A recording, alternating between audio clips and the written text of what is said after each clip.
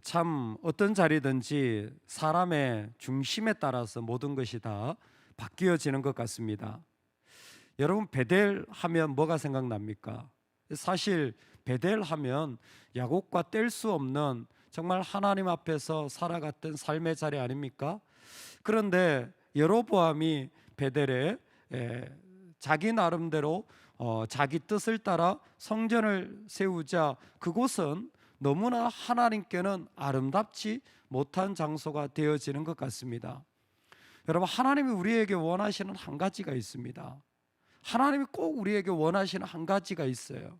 우리는 그 마음을 정말 이때 잊지 말아야 합니다. 추석 명절에 다 여러분 예배 드리고 계시죠? 여러분 꼭 가정 예배 하시기 바랍니다. 정말 가정에서 예배하는 게 중요하고 우리가 예배자로 훈련받는 게 너무너무 중요해요. 정말 간단한 것 같은데요, 그게 그렇게 어려워요. 정말 우리가 예배하는 자리에 세워지는 게 만만치 않은 것 같습니다. 특별히 이번 추석에는 가정의 사명에 대해서 좀 우리 예배 순서지를 통해서 도전했습니다. 어떤 가정이 되면 좋겠니? 예배를 드리면서 이렇게 나눴습니다. 그랬더니 대답들이 거창합니다. 우리 가정은 말씀과 찬양이 있는 가정이 되면 좋겠습니다. 참 좋다. 그랬더니 더 마음에 또 드는 제목도 나오더라고요. 우리 가정은 교회를 세우는 가정이 되면 좋겠다. 야, 너무 좋잖아요. 또 그랬더니 우리 가정은 다른 건 다 없어도 순종하는 가정이 되면 좋겠다. 이야, 너무너무 좋다. 여기 제가 꼭 기억해 놓고 기도해야 되겠다라는 마음이 들 정도로 마음의 생각이 들더라고요. 여러분, 우리가 가정을 보면서도 우리 가정이 이런 가정이 되면 좋겠다. 그렇죠? 저는 결혼하기 전에 무조건 믿는 가정이다. 뭐 다른 거 따지지 않고 제가 사역을 해서가 아니라 어릴 때부터 믿는 가정이다. 무조건 믿는 가정이다. 나는 그게 최고였어요. 그리고 좀 또 도전을 받으면서 우리 가정은 선교하는 가정이 되면 좋겠다. 그런 마음을 또 기도하게 되더라고요. 근데 자녀를 향해서 똑같이 가는 것 같아요. 뭐 공부를 뭐 잘하든 뭐 세상에서 어떻게 지내든 하여튼 믿는 가정 세우면 좋겠다. 하여튼 믿는 가정.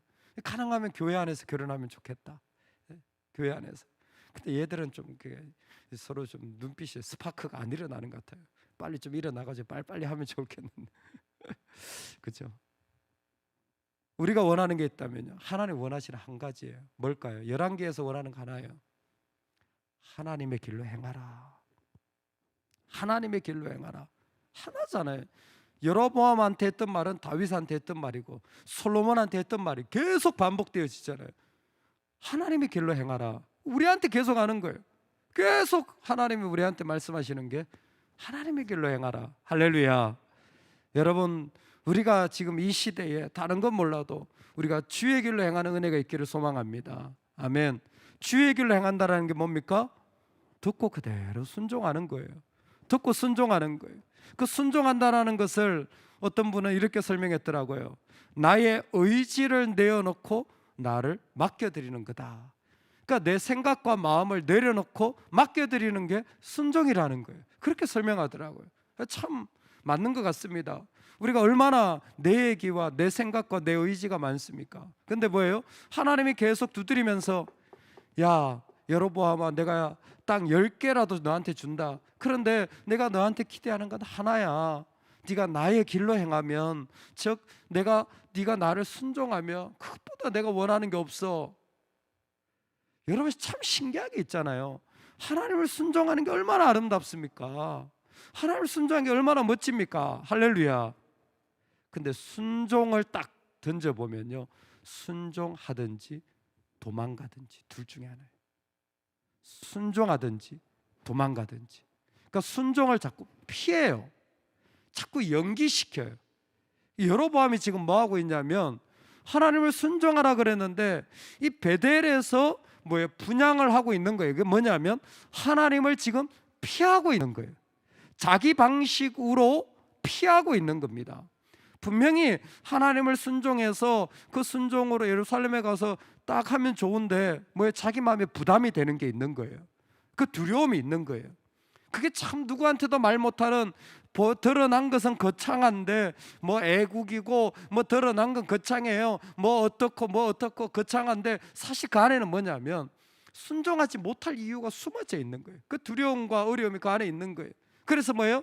지금 베델에서 분향하고 있다라는 것은 피하고 있다라는 겁니다. 야, 네가 세운 그 단, 네가 세운 이 모든 것을 내가 다 쪼개어 버리리라. 이 나라를 쪼갠다는 거죠. 결국 그렇게 나가면 뭐예요? 그 안에는 능력이 없습니다. 하나님을 피한 자리에는요, 어떤 영적인 능력도 그곳에 있지 않아요. 그것은 반드시 무너지게 되어 있습니다. 지금은 당장 부담이 좀 없어서 괜찮을 것 같은데요, 그거 결국 다 없어지는 거예요. 여러분 많이 경험해 보셨잖아요. 하나님 것 떼다가 내가 좀 써보니까 내가 부자 됩니까? 아니잖아요. 하나님께 순종하려고 했던 거, 그거 내가 마음대로 좀 내 생각대로 했던 거, 그거 나한테 인생에 도움이 되나요? 돌아보면 그거 하나도 도움 안 되는 거예요. 그때는 좋아 보였는데 다 쏟아지는 거예요. 하나님 그 재단을 다 쏟아버리실 거라는 겁니다. 가끔은 하나님 이렇게 하시는 것 같아요. 하도 말해도 못 알아들어요. 뭐예요? 진짜 경험하게 하시는 거예요. 하나님 진짜 경험하게 하시는 거예요. 피해서 도망간 사람들한테 눈으로 보게 하시는 거예요. 눈으로 봐야 어떤 사람은 미련하게 돌아서는 사람이 있어요.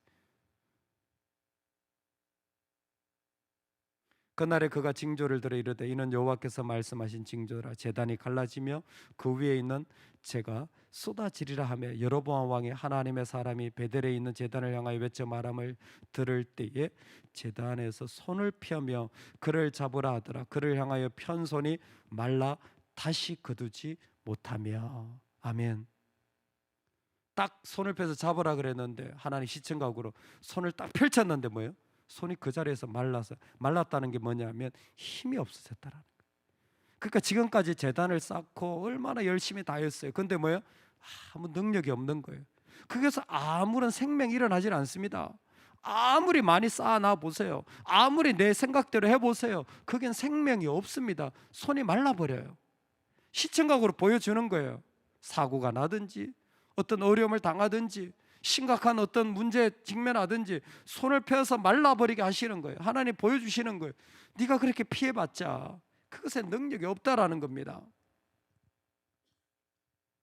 그때 하나님께 은혜를 구하며 나의 손을 상하게 하라.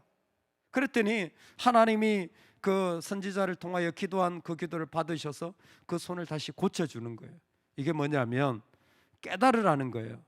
근데 이 레슨은 사실 나중에 33절에 가면 그대로 나오는데 여로보암은 깨닫지를 못해요. 여로보암은 깨닫지를 못해요. 피한 자들이 계속 더 피합니다. 더 어두운 곳으로 더 피해요.